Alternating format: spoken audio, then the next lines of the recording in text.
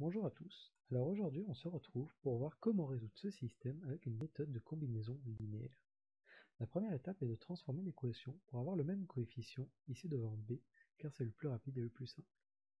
Donc ici, on va multiplier la première ligne par ce qu'il y a devant le b de la deuxième ligne, donc 3. Et voilà. Maintenant, on a deux équations qui ont le même coefficient en b, et notre équation est toujours la même. On peut donc effectuer une soustraction entre les deux équations afin d'annuler le b et trouver le a. Une fois cela fait, on peut trouver que 7a, donc 7 unités de a, valent 49. Nous, on veut la valeur d'un seul a, donc on va diviser son résultat par 7, et nous pouvons trouver que a vaut 7. On a donc trouvé l'un de nos deux coefficients. Voyons donc maintenant comment on peut trouver b. Vu qu'on a a, on peut le remplacer dans l'une de nos deux équations pour trouver b. On va prendre la première équation et donc remplacer a par sa valeur qui est 7. Donc on fait 7 fois 12, ce qui faut 84.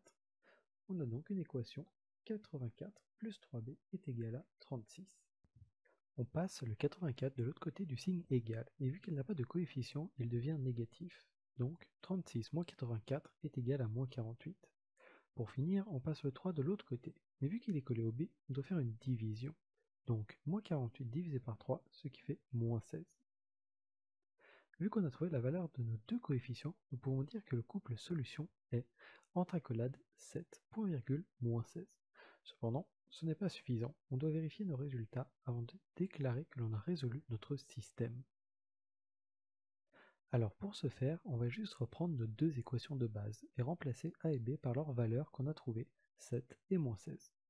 Si on fait le calcul, on trouve bien que 12 fois 7 plus 3 fois moins 16 est égal à 36, et que 5 fois 7 plus 3 fois moins 16 est égal à moins 13. On peut donc dire que nous avons résolu ce système avec la méthode de combinaison linéaire.